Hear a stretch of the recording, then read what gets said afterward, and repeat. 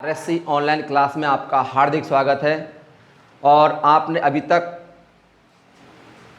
Subscribe नहीं किया है तो उसको सब्सक्राइब करें, क्योंकि जितना सब्सक्राइब करोगे उतना ही आपको नई नई वीडियो आपको देखने को मिलेंगी।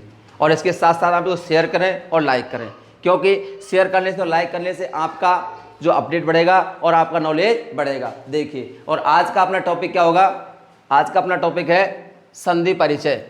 और संधि परिचय में आपको इस प्रकार से शानदार तरीके से पढ़ाया जाएगा कि आपको ऐसा लगेगा कि हम पता नहीं कौन से लेवल की क्लास पढ़ रहे हैं। देखिएगा, तो हम पहले क्या करते हैं, संधि परिचय में आपसे बात करते हैं कि कोई भी चीज़ को पढ़ने से पहले उसके विषय में जानकारी होनी चाहिए। क्योंकि अगर मान लीजिए जिस बुक को हम पढ़ेंगे उस बुक के संबंध में हमें पहले जानने से उसका 50% नॉलेज हो जाता है। तो ऐसे ही आज हमें संधि का प्रकरण पढ़ना है, और संधि को पढ़ने से पहले हमें ये देखना है कि इसका उत्पत्ति, इसकी परिभाषा है, इसके प्रकार क्या है। तो हम बात करते हैं सबसे पहले संधि की उत्पत्ति।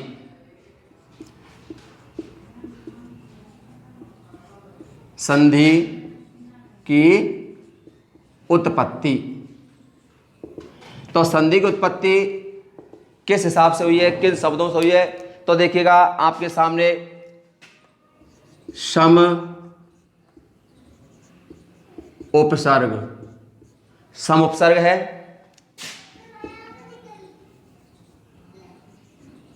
डू,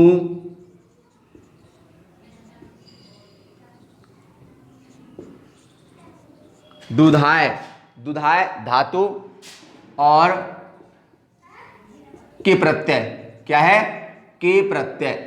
तो इन तीन शब्दों से हमारे संधि की उत्पत्ति हुई है, जो मैं आपको अंडरलाइन कर रहा हूं।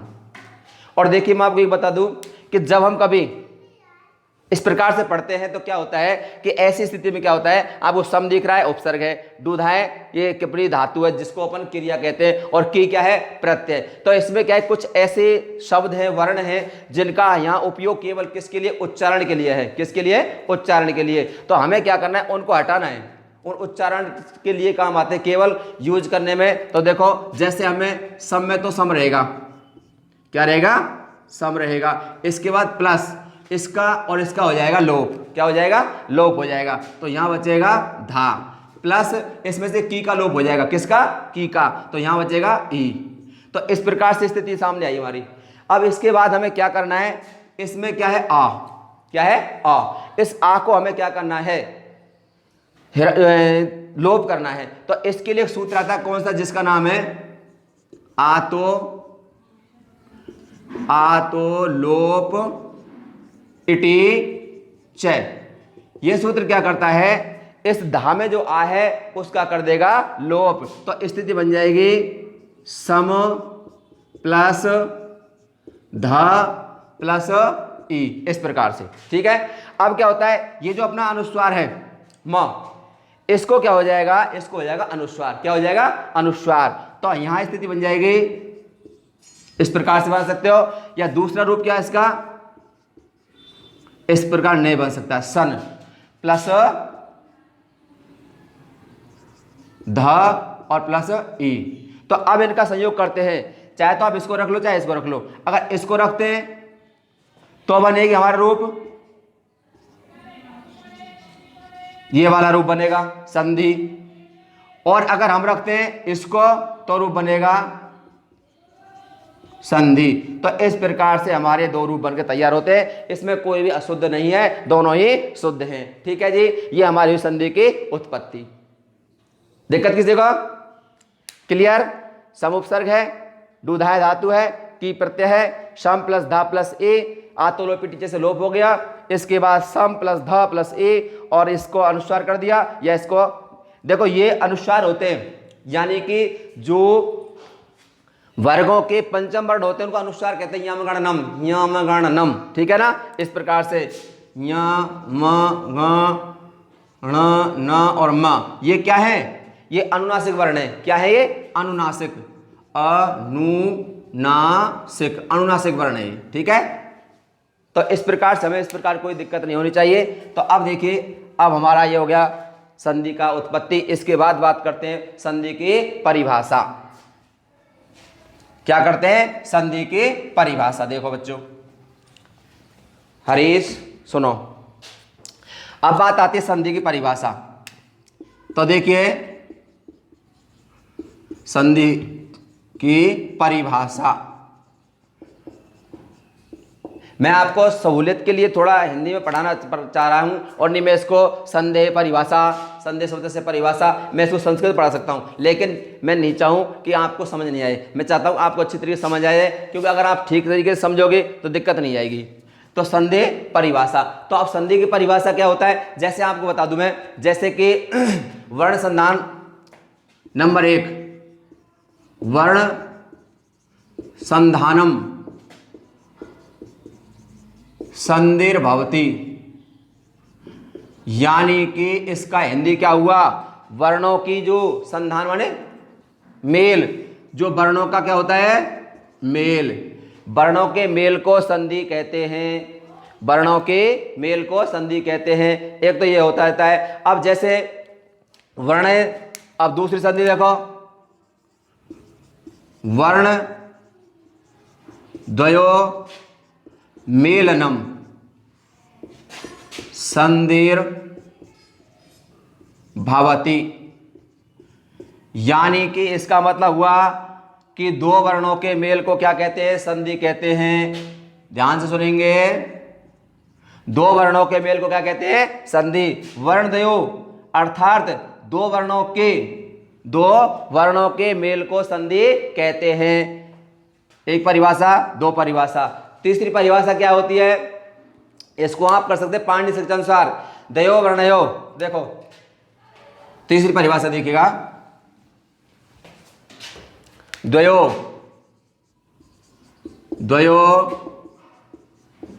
वर्णयो मेलनम, द्वयो वर्णयो मेलनम, द्वयो वर्णन मेलनम, मेलनेन यत् परिवर्तनम, यत् परिवर्तनम भवति, यानी कि द्वयो वर्णयो मेलनम यत् परिवर्तनम भवति, यानी कि जो परिवर्तन होता है, जो परिवर्तन होता है, स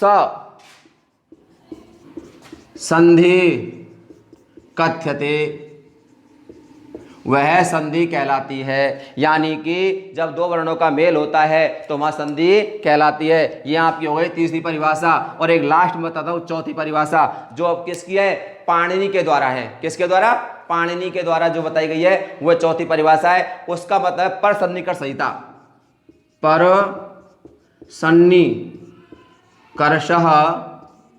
संहिताम।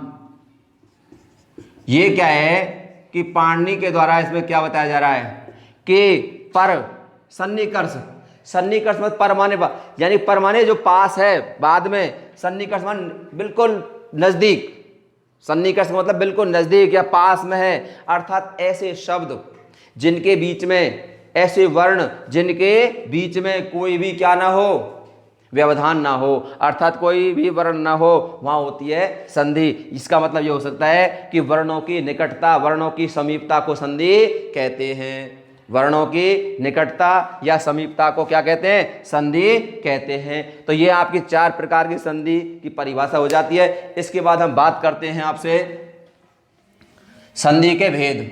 किसकी बात करते हैं, संधि के भेद। तो देखिए और सुनो ध्यान से, एक बात और सुन लो ध्यान से, संधि हमेशा कहाँ होती है, संधि हमेशा दो वर्णों के बीच में होती है। मैं आपको समझा रहा हूं, दो वर्णों के बीच में संधि कार्य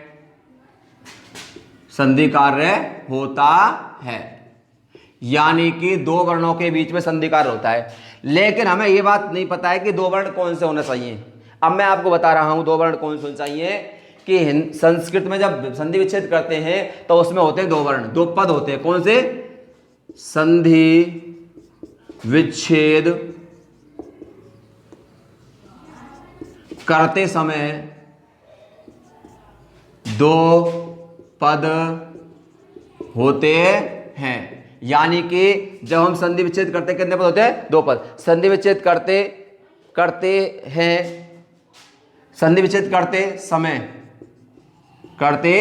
समय 2 पद होते हैं। अब वो 2 पद कौन कौन से होते हैं?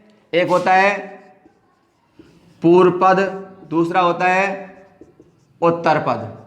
ध्यान रहे, यानी कि पूर्व पद और उत्तर पद। अब बात इस बात की आती है कि हमें जो संधि विच्छेद करना है या संधि का मेल करना है वो कहाँ होगा? यानी कि पूर्व पद का तो अंतिम वर्ण, यानी कि पूर्व पद का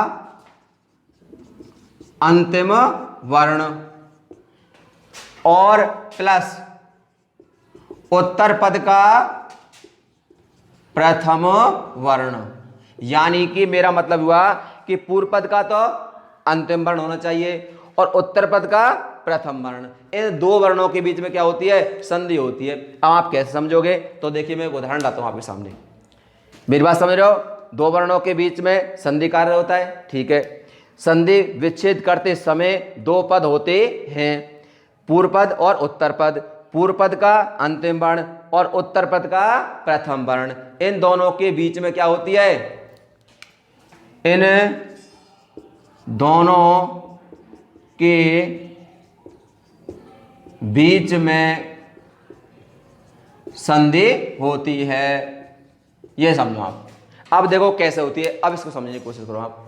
जैसे मैंने एक उदाहरण दिया आपको, देखो, ठीक है बच्चों? चलिए, मैंने आपको उदाहरण दिया जैसे हिमाचल। क्या लिखा है? हिमाचल।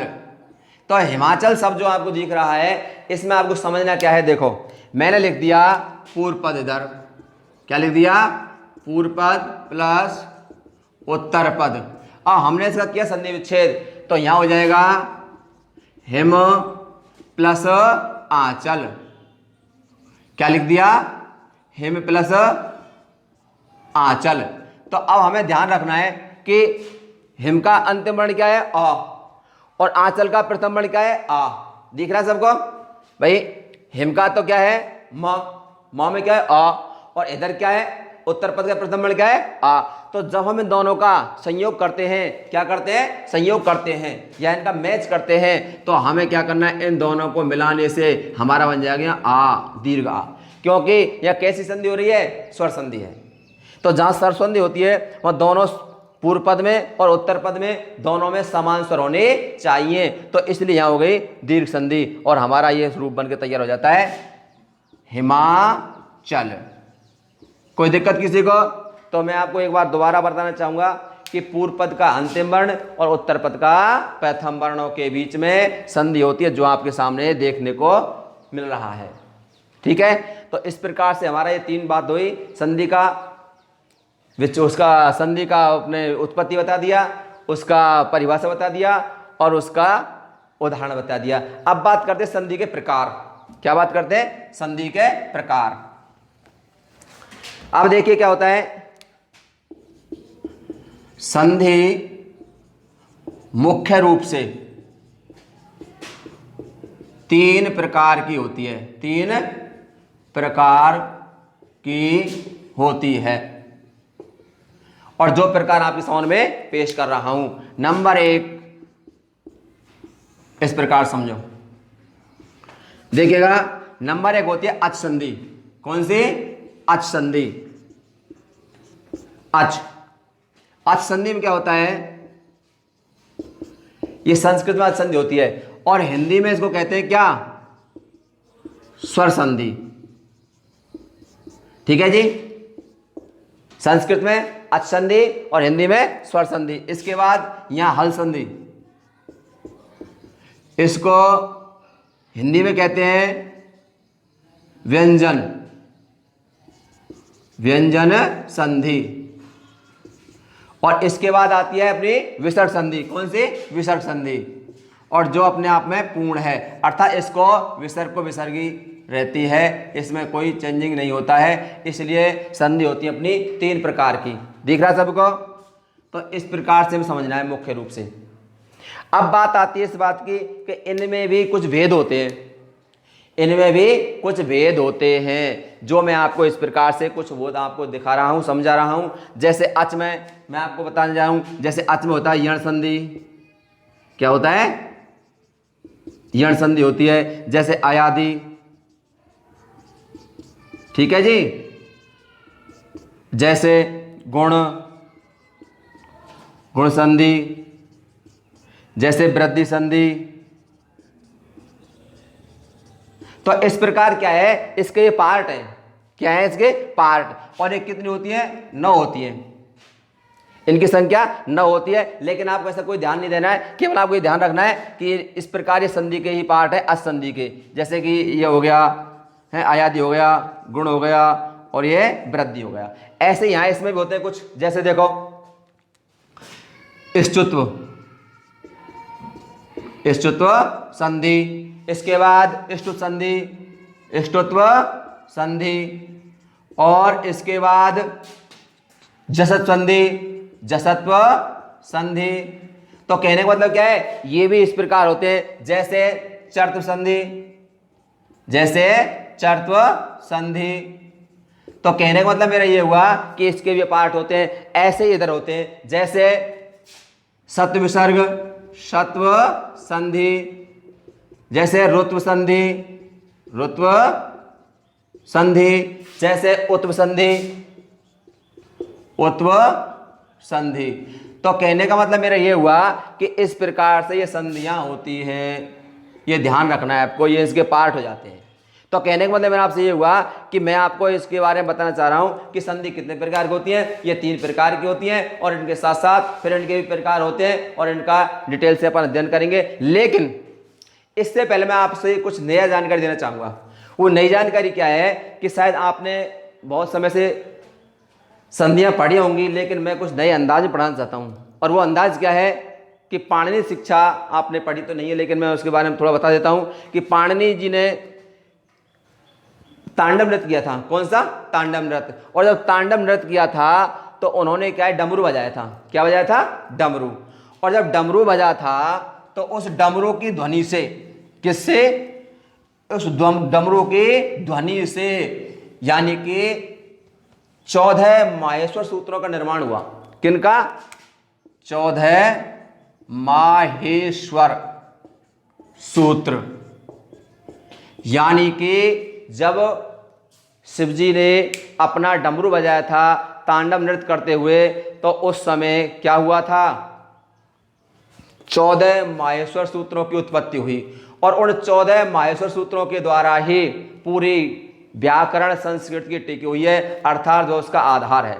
अगर वो 14 माहेश्वर सूत्र नहीं होंगे तो हम संधि की बिल्कुल भी कल्पना नहीं कर सकते। अगर आप रियल में संधि पढ़ना चाहते हो और पढ़ना चाहते हो तो बिना माहेश्वर सूत्रों के संधि का निर्माण नहीं हो सकता। तो देखिए, मैं आपको एक थोड़ा अंदाज बता रहा हूं कि भगवान ने कैसे किया और क्या किया। जब उन्होंने उन तपस्वियों को उद्धार करने के लिए अपना डमरू बजाया तांडव नृत्य करते हुए, तो उन्होंने कैसे आवाज़ निकाली और वो मैं आपको निकाल के बता रहा हूं। तो देखिएगा, तो एक बार उन्होंने डमरू हाथ में ले लिया इस प्रकार से। क्या ले लिया? डमरू हाथ में ले लिया। और अब वो तांडव नृत्य कर रहे हैं। उस डमरू की आवाज़ क्या निकलती है? अयुण रिल रिक ए औ हाई अरुज। समझ रहे हो? अयुण रिल रिक ए औ आई औ हाय व्रट लण यम गणम झवय घण दस जब गण दस खप चट चट तब कपय सर हल। तो इस प्रकार से क्या है, उन्होंने ये आवाज निकाली। तो इस आवाज को, इन सूत्रों को वो क्या करते गए? नोट करते गए। और नोट कर लिया तो फिर देखो, मैं आपको इस सूत्रों को लिख के बता रहा हूं, एक बार ध्यान से सुनेंगे। नंबर 1 अयुण, अयुण। नंबर 2 रील रिक, री रिक। नंबर 3 अयुण रील रिक ए औंग, ए औंग। आई औच, आई औच। हाय वरट, हाय वरट, हाय वरट। नंबर 6 लण, नंबर 6 क्या आएगा? लण। नंबर 7 यम गणनम, यम गणनम। यम गणनम। इसके बाद नंबर 7 झवय, झ भ और य, झवय। नंबर 8 जब गणदस।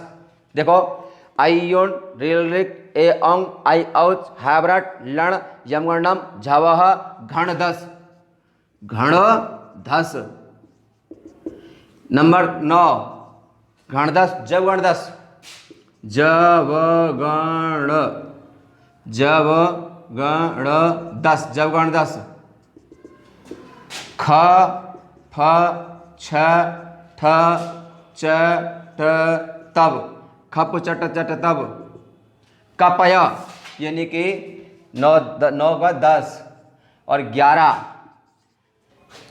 खप चट चट कपय, क प य। फिर इसके बाद 12वां कपय सस्सर, कपय। देखो आइयोन रिलिक ए अंग आई औच हाइब्रट लण यम गणनम झवय घण दस जब गण दस खप चटत कपय सस्सर। यहाँ आ जाएगा सस्सर, सस्सर और हल। देखो 1 2 3 4 5 6 7 8 9 10 और 1 11 और 12 13 और 14। तो कहने का मतलब क्या, जैसे ही भगवान शिव ने डमरू बजाया था तो इनकी उत्पत्ति हुई थी आइयोन रील रिक ए अंग आई औच हाइब्रट लण यम गणनम झवय घण दस जब गण दस खप चट चट तब कपय सस्सर हल। तो इनकी उत्पत्ति हुई थी। क्या हुई थी? इनकी उत्पत्ति। तो इनकी उत्पत्ति होने के बाद क्या होता है, अब आपके मन में ये बात आई होगी माइंड में कि सर इनसे हमको क्या मतलब। इनसे हमें ये मतलब बेटा जी कि इनसे एक नया निर्माण होता है। ये तो रहे माहेश्वर सूत्र, इनसे क्या बनता है अब सुनो ध्यान से, वो मैं अब आपको बताने जा रहा हूं। इनसे बनते हैं जिनको अपन कहते हैं क्या, प्रत्याहार। यानी कि इन माहेश्वर सूत्रों से क्या बनते हैं, प्रत्याहार बनते हैं। अब प्रत्याहार क्या होते हैं, प्रत्याहार की मैं आपको परिभाषा बताता हूं क्या होता है कि वर्णों का संक्षिप्तीकरण, वर्णों का संक्षिप्तीकरण प्रत्याहार कहलाता है। मेरी बात समझ रहा है, समझ रहे हो ना, कि वर्णों का संक्षिप्तीकरण क्या कहलाता है, प्रत्याहार कहलाता है। मैं एक बार आपको इनको क्लीन करता हूं, उसके बाद समझाता हूं। देखिए कि प्रत्याहार क्या होता है, कि प्रत्याहार की परिभाषा आपको मैं देता हूं। मैं लेता हूं यहां प्रत्याहार, प्रत्याहार। ये प्रत्याहार क्या होता है, इसके सामने लिख रहा हूं मैं, वर्णों का संक्षिप्तीकरण, वर्णों का संक्षिप्तीकरण।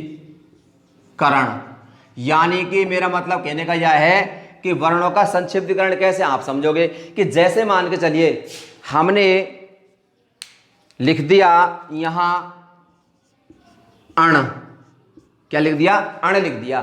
तो इस अण लिखने का इसको क्या कहते हैं, ये प्रत्याहार है। क्या है ये, प्रत्याहार। क्या है ये, प्रत्याहार है। अण क्या है, प्रत्याहार है। लेकिन अब हमको इसको समझना कैसे कि सर अण क्या है, तो हमें यह देखना पड़ेगा कि ये 14 ही माहेश्वर सूत्रों में से कोई ना कोई है। तो जैसे मैंने आपको एक उदाहरण के लिखता हूं यहां, अ ई उ ण, और नंबर 1 नंबर 2 रील रिक, री लिख। तो अब इन दोनों से समझ लेना, अब ज्यादा दूर नहीं जाना है। तो हमें क्या करना, अण आ गया। तो अण में देखो 1 2 3 कितने वर्ण आ गए, 3 वर्ण, 1 वर्ण 2 वर्ण 3 वर्ण। ठीक है साहब। तो ये ध्यान रहे बेटा जी कि जो ये हलंत वर्ण होता है, अंतिम, जो अंतिम हलंत वर्ण होता है, इसकी कभी भी काउंटिंग नहीं होती है, इसको गिना नहीं जाता है प्रत्याहार में। मेरी बात समझ रहे हो, इसको कभी भी प्रत्याहार में नहीं गिना जाता है। ये तो केवल किसके लिए है, उच्चारण के लिए होता है। इसकी गिनती प्रत्याहार में नहीं की जाती है, केवल प्रत्याहार में किसकी की जाती है, जो 1 2 3 4 और 5 इनको गिनेंगे बस खाली, ना कि इनको। तो अब जैसे अण की बात कर रहे हैं तो हम अण में क्या बन जाएगा, अ ई और उ। तो इसमें कितने वर्ण आ गए, 3 वर्ण आ गए। तो अब आपने अण कहने मात्र से आपको ध्यान हो गया होगा कि अब अण में कितने वर्ण आते हैं, 3 वर्ण आते हैं, तो इसलिए ये अण प्रत्याहार कहलाएगा। क्या कहलाएगा? अण प्रत्याहार। जैसे मैंने लिखा, मान लो उदाहरण दूसरा, ये तो एक हो गया, मैंने लिखा 2 नंबर पे कि अक प्रत्याहार। क्या लिख दिया मैंने? अक प्रत्याहार। ये क्या है? अपना अक प्रत्याहार। अब अक प्रत्याहार के लिए हमें क्या करना है? अब मैंने यहां अक प्रत्याहार लिख दिया, तो आपको तुरंत समझ जाना चाहिए कि अक में कितने वर्ण आते हैं, 1 2 3 4 और 5। तो अब इसका क्या हो जाएगा? अ ई उ री और लरी। तो देखो मैं ना तो अणे लिया और ना क लिया। क्यों नहीं लिया? क्योंकि ये केवल क्या है? उच्चारण मात्र है। और जो अंतिम हल होता है इसको हल कहते हैं। क्या कहते हैं? हल कहते हैं। और जो अंतिम हल होता है उसकी होती है इत संज्ञा। क्या होती है? इत संज्ञा। जो एक बार लिखता हूं, अंतिम हल वर्ण की इत संज्ञा, इत संज्ञा होती है। और इसका सूत्र कौन सा है? इत संज्ञा विधायक सूत्र कौन सा है? देखिएगा, इत संज्ञा विधायक सूत्र। मैंने क्या लिखा है आपको कि जो अंतिम हल होता है उस वर्ण की क्या होती है? अंतिम हल वर्ण की इत संज्ञा होती है। और इत संज्ञा कौन सूत्र करता है? इत संज्ञा विधायक।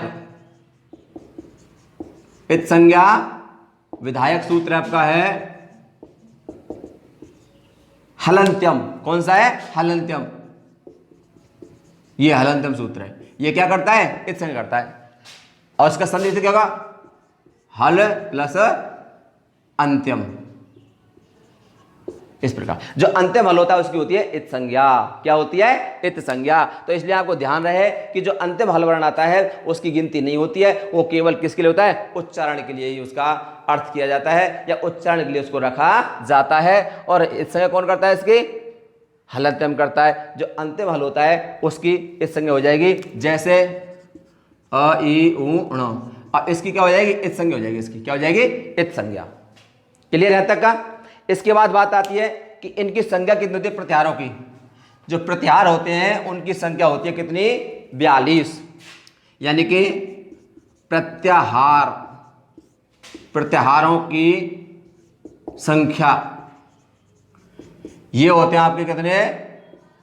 42। और 42 को क्या कहते हैं संस्कृत में? द्वाचत्वारिशत्, यानी कि द्वाचत्वारिंशत्। ठीक है भाई, इसको कहते हैं द्वाचत्वारिंशत्, यानी कि 42 होते हैं। तो यहां तक कोई दिक्कत किसी को?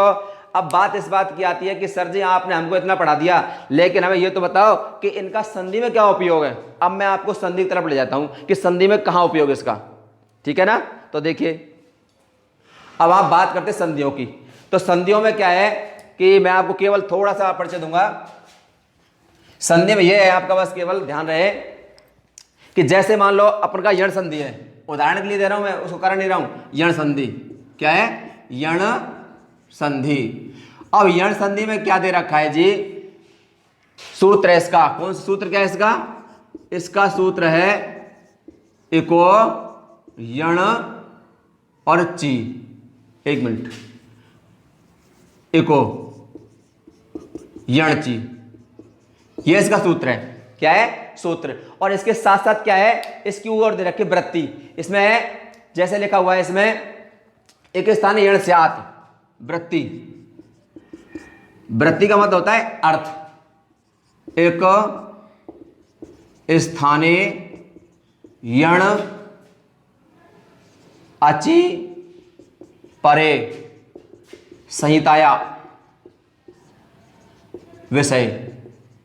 तो देखो मैं आपको ये समझाना चाह रहा हूं कि एक और एक यण और एक अच, ये 3 चीज आ गई। तो देखो एक में क्या आ जाए? एक में आ जाएगा ए उ री और लरी। और यण में क्या आ जाएगा? य व रे और ले। ठीक है? और अच में क्या आ जाएगा? अच में आ जाएंगे अपने स्वर, जैसे कि अ ई उ री ली, इस प्रकार से। तो कहने का मतलब क्या है, मैं आपको ये समझाना चाह रहा हूं कि ये एक के स्थान पर यण कब करेगा, जब बाद में असमान अच होगा। क्या होगा, असमान अच, यानी कि असमान अच।